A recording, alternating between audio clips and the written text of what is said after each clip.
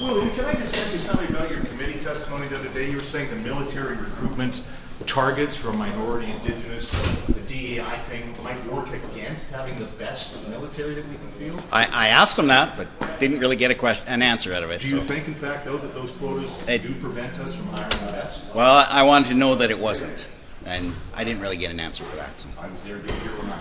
Okay. Any thoughts on committee restructuring at all? What do you think about the committee restructuring that the Liberals are proposing?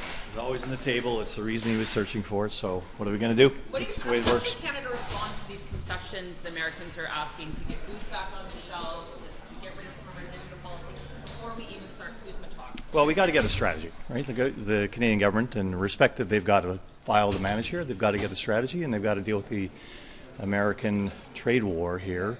With some depth here. So I appreciate where they are in this, and it's going to be very complicated, but they've got to fulfill their strategy at the end of the day. And some of that strategy, of course, is going to have to be kept behind closed doors. So respect that, and respect the fact that they're going to have a pretty tough negotiating session here with the Americans. Pas l'impression, M. McLean, que le gouvernement Carney a déjà fait trop de concessions sans même être capable de s'asseoir à une table de négociation? On verra ça, mais je ne sais pas exactement ce qu'ils ont donné aux autres maintenant, mais on verra.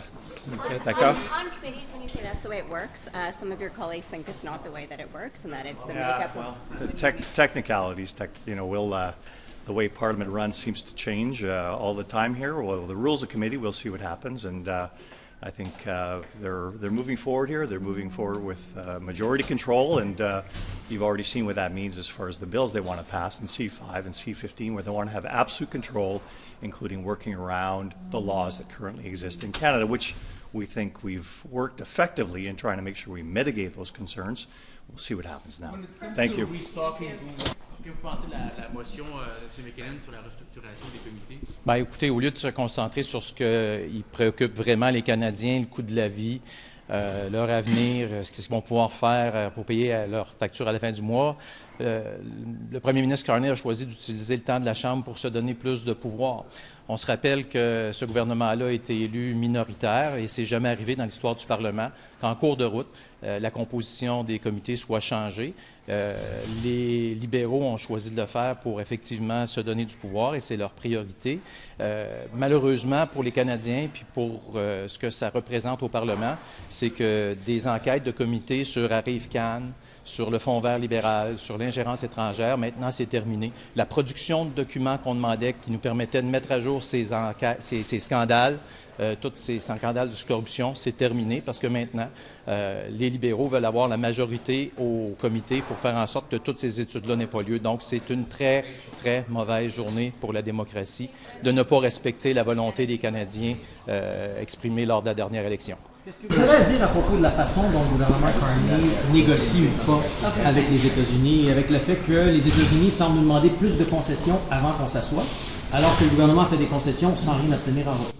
Bien, écoutez, je pense que vous l'avez dit dans votre question, c'est quoi les résultats depuis un an de Carney? On devait avoir une entente pour le 25 juillet, les tarifs devaient baisser, c'était le seul en mesure de faire face à Trump et malheureusement, ce qu'on a vu, pas d'entente, les tarifs ont augmenté dans plusieurs secteurs, c'est maintenant des entreprises qui ferment, qui sont en travail à temps partagé, donc où sont les résultats de Mark Carney qui était supposément le seul à être capable de conclure une entente avec Trump? Avez-vous l'impression qu'on négocie de la bonne façon ou l'impression qu'on se fait? Bien, écoutez, j'ai pas d'impression, je donne juste les faits, il n'y a pas de résultat.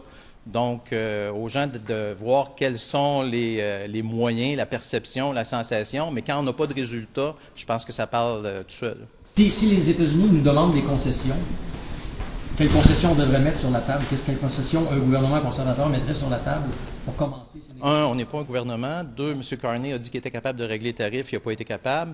Trois, en ce moment, encore une fois, des entreprises sont en train de fermer ou de mettre des gens à pied parce que ces tarifs-là nous affectent continuellement.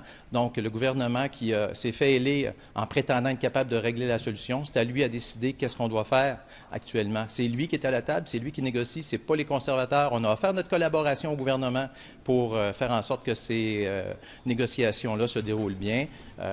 On attend des appels pour collaborer. Merci. Merci. Dernière sur le comité, peut-être? Oui. l'argumentaire de M. McLean, c'est de dire le parti qui a la majorité, historiquement, a toujours eu la majorité dans les comités aussi. Donc, comment vous défaisez ce Ben, encore une fois, ça s'est jamais vu, puis c'est par des manipulations que ce gouvernement-là a eu la majorité. Le résultat des élections partielles n'a rien changé. On avait 3 libéraux avant, on a 3 libéraux maintenant suite aux élections partielles.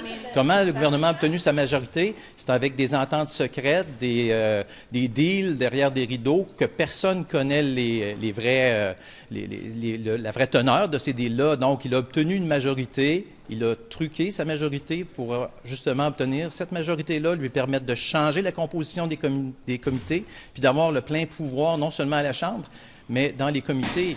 Donc, c'est jamais arrivé dans l'histoire du Parlement. Donc, on ne peut pas dire que c'est normal qu'est-ce qui est en train de se passer là, tout simplement parce que les libéraux ont acheté une majorité.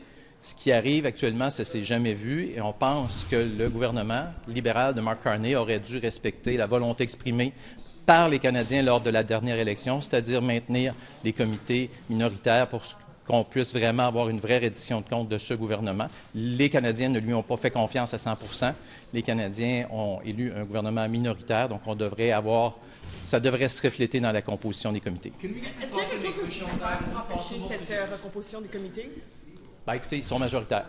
Donc, mais à partir de maintenant, c'est au gouvernement à décider de comment il va le faire, comment il va imposer sa volonté sur l'ensemble des députés et voir si vraiment, pour lui, la démocratie, c'est quelque chose qui compte ou c'est juste un autre moyen pour lui d'obtenir encore plus de pouvoir pour être capable de cacher toute la corruption libérale qu'on a vue au cours des dernières années, de cacher comment fonctionnent les libéraux. Merci. I'm not really. Why is it unfair to the Liberals to reconfigure committees? It's unfair because it was not the result of the last election. The result of the last election was Canadians didn't give full confidence in this government. They elected a minority government, and unfortunately, by tricky things, they just decided to buy a majority. And I'm trying, but if you are asking a lot of questions in English, I will not be able to answer. Okay, so they are trying to buy a majority, and they succeeded in buying a majority with backdoor deals. So this has never happened before. It's unfortunate, and I ask the government if they really believe in democracy, they will respect the will of the people, the will they said at the last election. Okay. Thanks very much. Any thoughts on the U.S. trying to demand concessions for CUSMA talks? Well, my understanding is the government already gave some concession in return for nothing so far. But I also heard, is it true that Mark Carney's trying to Prime Minister Carney's taken majority back on committees? I thought he just said 2 weeks ago to all of you that he wouldn't do that. Is that true? I believe he said 2 weeks ago that he would do that. That he would? Oh, no, I believe he said he wouldn't do that. That's what I thought. But the House Leader has put out a tweet with a proposed motion that he's going to put forward. So what do you think about those committee changes? Well, look, I mean, I guess the Prime Minister is proving that you need to parse every bit of his language. You'll recall this is a pattern for him. He said that he was not at Brookfield when the headquarters moved, but it actually turned out that he wrote the letter to shareholders recommending the move.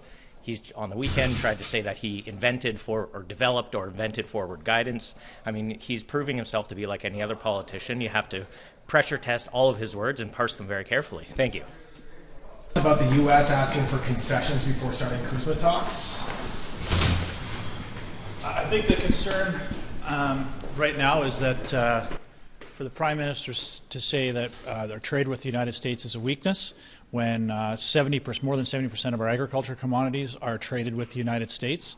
That is sending shivers down the spines of our farmers, our ranchers, our producers right across the country. They know how important that relationship is. So to be turning our back on a market like that you can't just find that market somewhere else in the world. You can say, well, we need to diversify. That is not replaceable, and so it is a big concern that you are turning your back on our number one and most important trading partner when it comes to our agricultural commodities. When it comes to beef and pork, grains, we are so integrated with the American industries that it'd be devastating if all of a sudden we lost that market. Not to mention we have tariffs on canola, pork, seafood still in China. We have 35% tariffs on peas and pulses from India. We face no tariffs in the United States when it comes to agricultural products. So why are you now kicking the hornet's nest at a time when fertilizer prices are double? We're facing certainly global issues when we need to be talking about food security. This is just completely poorly timed, and it's we need to put more focus on how important CUSMA is. Do you think that supply management should all be tweaked in any way to appease the concerns that Donald Trump has about our system? I think, as you go into any negotiation, everything is on the table, and you have to have those discussions. Obviously, we want to protect supply management. It's a critical pillar in our agriculture industry. But when you go into a negotiation, you don't just say, we're going to take something that's untouchable. In the past, when we were in government, we signed more than 40 free trade agreements with other countries, and we always ensured that supply management was at the negotiating table with us, and we're part of the discussions, and I think that's a critical part. So what do you think could be tweaked about the supply management that might help the negotiations?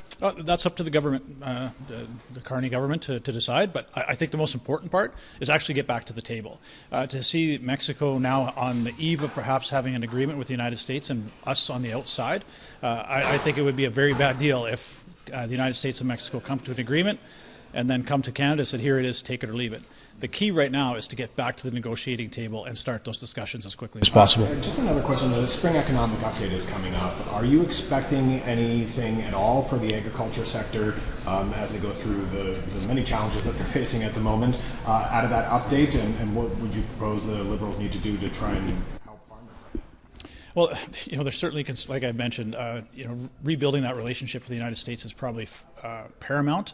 But certainly, as I said, you have fertilizer prices more than double, $1,500 a ton. Now we're hearing fertilizer companies are saying we can't even guarantee supply. We have a 35% tariff on fertilizer imports in Canada. We're the only country that has that. That would be a good first step to remove that tariff. Okay. Any supports at all for farmers that you're hoping for as they deal with the high fertilizer prices?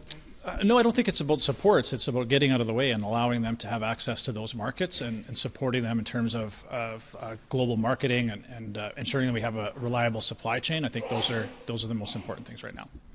Thanks, you guys. Appreciate it. Yesterday I spoke to a former colleague, Chris D'Entremont, and he mentioned that he was happy with the Aaron O'Toole appointment to the U.S.-Canada Trade Council. How do you feel about Aaron O'Toole's appointment? And of course, he also mentioned to me specifically that he believed that had Aaron O'Toole stayed on a leader, he would perhaps still be a conservative. Do you feel like your caucus would be bigger today if Aaron O'Toole was still leader? I'm fine. I think it's great to have Aaron O'Toole as a part of that committee, and I'll let Chris stand by his comments. I'm not going to comment on Chris D'Entremont's But on Aaron O'Toole's leadership for your party, do you believe your caucus would be bigger and more united today had he been leader in the last election? I think we have a fantastic leader in Pierre Poilievre right now who led us to the largest vote support that we've ever had as a party in our history, won seats that we'd never won before. I think we have the leader that we need right now. Thanks, guys. Appreciate it very much.